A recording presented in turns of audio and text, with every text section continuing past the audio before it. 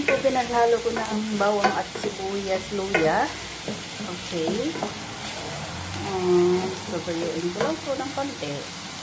Tapos, bako ilagay ang string.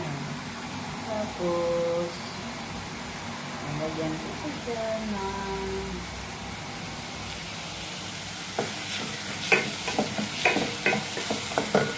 mamaya konti.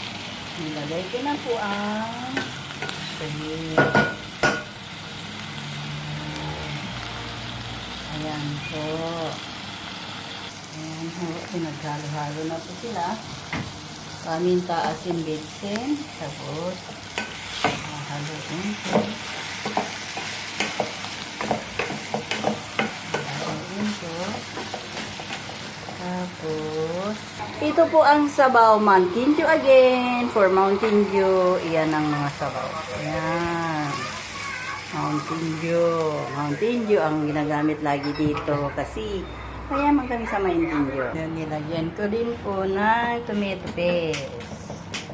Tomato paste. Tomato paste. Halukayin. At tomato paste. Ito po si tomato paste. Ito si tomato paste. Isang lata ng tomato paste. Yan na po mga kababayan.